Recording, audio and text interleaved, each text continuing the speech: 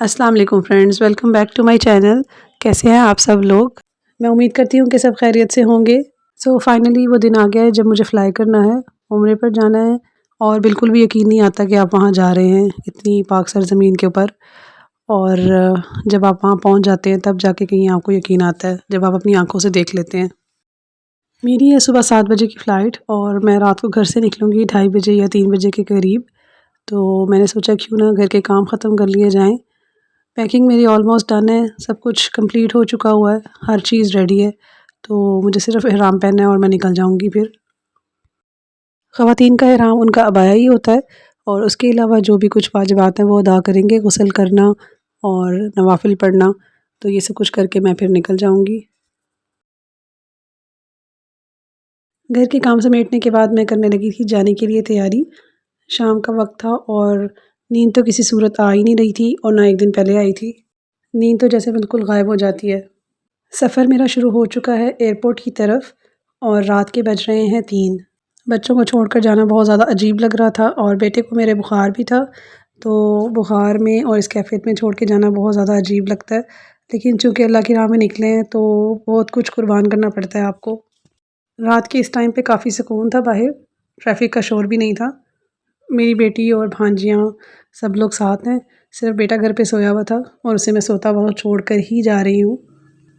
और यही दुआ निकलती है कि अल्लाह ताला पीछे वालों की भी खैर करे और हमारे लिए भी आगे का सफ़र आसान करे। जाते-जाते भी कोई ना कोई चीज़ बाहर रह जाती है, तो एयरपोर्ट पे उतर कर मुझे 1-2 चीज़ें बीच में डालनी थी बैग के अपने और वही एडजस्ट कर रहे हैं इस वक़्त और अब इसके बाद मैं अंदर चली जाऊँगी। यहाँ पर चल रहा है मिलने-मिलाने का सिलसिला।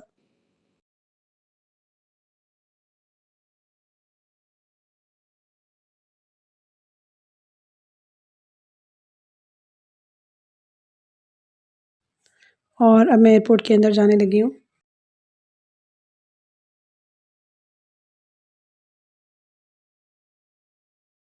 मेरी बारी आएगी इन लोगों के बाद। सब चीज़ें खैर-ओ-आफ़ियत से हो गई थी, बोर्डिंग पास मिल गया है और मैं आकर बैठ गई थी लाउंज में और नमाज़ फ़जर का जो है वो टाइम हो रहा था इस वक़्त।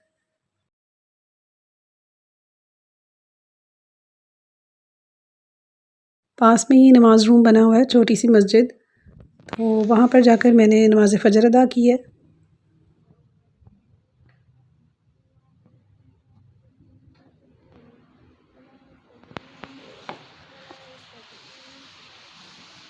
नमाज़ पढ़ने के बाद मुझे लग रही थी बहुत ज़्यादा प्यास, तो मैंने लिया है टक शॉप से ये फ्रेशर जूस। इसकी प्राइस विद टैक्स तो आपको नज़र आ ही रही होगी, लेकिन एयरपोर्ट पे ये लोग बहुत ज़्यादा महंगी चीज़ें सेल करते हैं और ये मुझे मिला है हाफ़ लीटर का ₹450 में।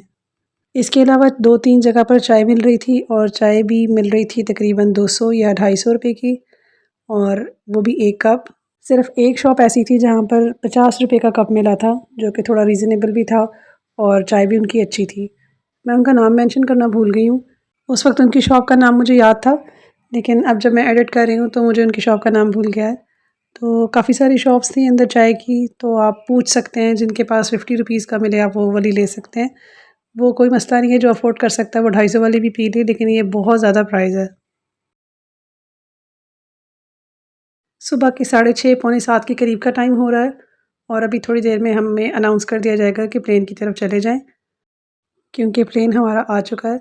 मैं पीआईए से ट्रैवल करूँगी और पीआईए का एक्सपीरियंस भी आगे चलकर आपके साथ शेयर करूँगी।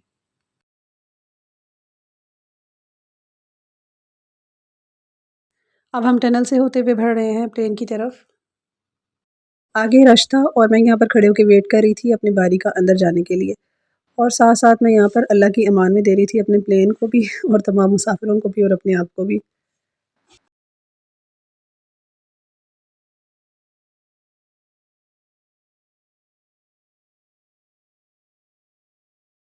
चलते हैं जी, बढ़ते हैं अंदर की तरफ और पीआईए के साथ जो मेरा एक्सपीरियंस है वो बस सो-सो था, ना बहुत ज़्यादा बुरा था, ना बहुत ज़्यादा अच्छा था।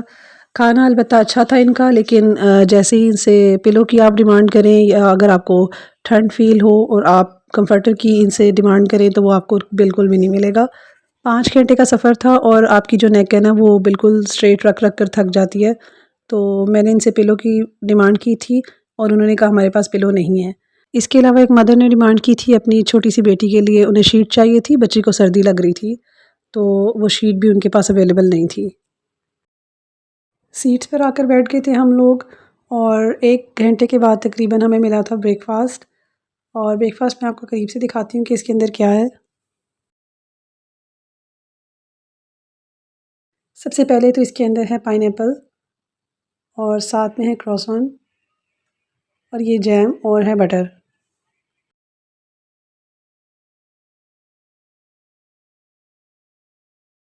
इसके अलावा इस बड़े बॉक्स में भी दिखाती हूँ आपको कि क्या है।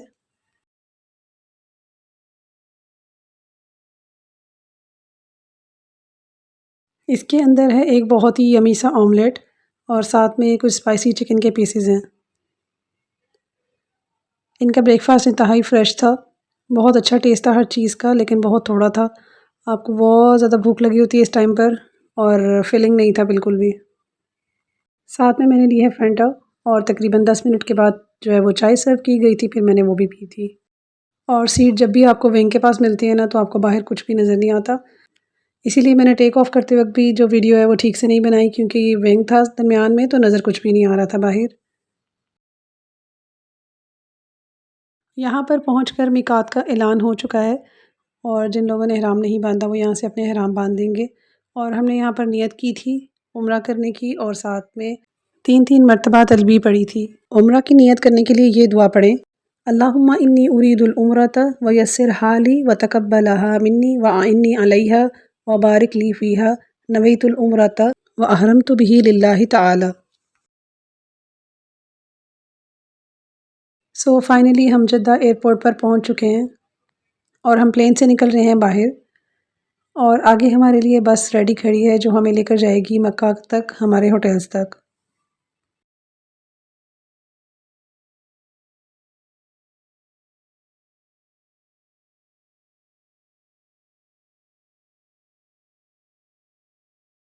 ये बस हमें प्लेन से लेकर जाएगी एयरपोर्ट तक।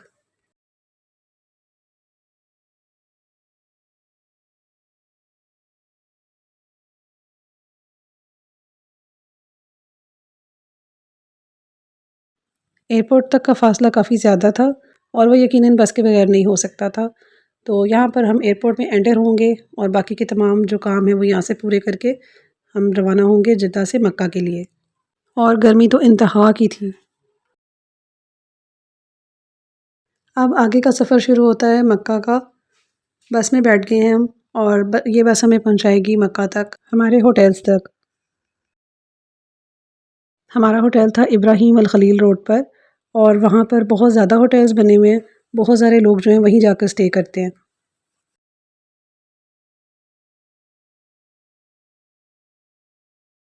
सारे सफ़र के दौरान या तो आपको पहाड़ नज़र आते हैं या रेतले मैदान नज़र आते हैं वहाँ पर, लेकिन ये भी खूबसूरत लगते हैं और ख़ूबसूरती का हिस्सा है वहाँ की। और जिस कदर गर्मी पड़ती है वहाँ पर, तो सब कुछ वहाँ पे ड्राई ड्राई ही लगता है। और ये जो थोड़े बहुत पौधे भी नज़र आ रहे हैं, ये पता नहीं कैसे नज़र आ रहे हैं, वरना जितनी गर्मी पड़ती है वहाँ पे तो सब कुछ ही झुलस जाता है।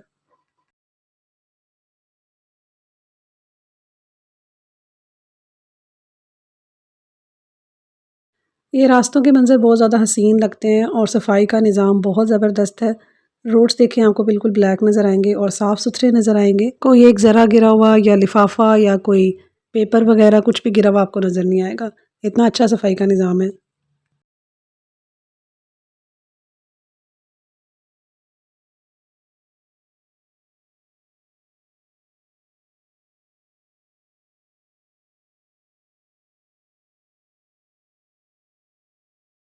जहाँ कहीं भी पौधे नज़र आते हैं, बड़ी खुशगवार सी हैरत होती है कि यहाँ पे पौधे भी उग सकते हैं इतनी गर्मी में। और ये हम एंटर हो चुके हैं मक्का में। और मक्का में दाखिल होते वक्त ये दुआ पढ़नी चाहिए, अल्लाहुम्मा जअल्ली करारम वर्ज़ुक़नी फ़ीहा रिज़्क़न हलाला। ऐ अल्लाह मुझे इसमें करार अता फ़रमा और रिज़्क़ हलाल अता फ़रमा। और ये बहुत दूर से क्लॉक टावर नज़र आना शुरू हो चुका है। जैसे जैसे खाना काबा करीब आ रहा है, दिल की धड़कनें भी बहुत तेज़ हो रही हैं।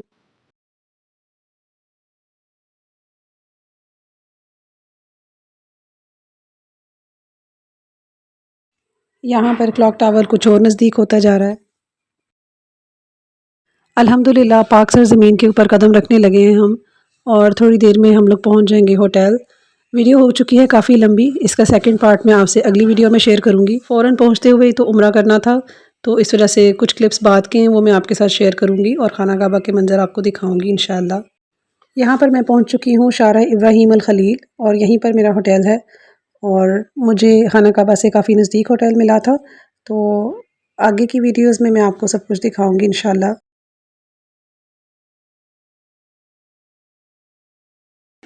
मुझे कमेंट्स में ज़रूर बताइएगा कि आपको मेरा ये सफ़र कैसा लगा। अल्लाह ताला आप सबको भी ये सफ़र करना नसीब करे और सबको उम्रा और हज की सआदत नसीब करे। आमीन सुम्मा आमीन।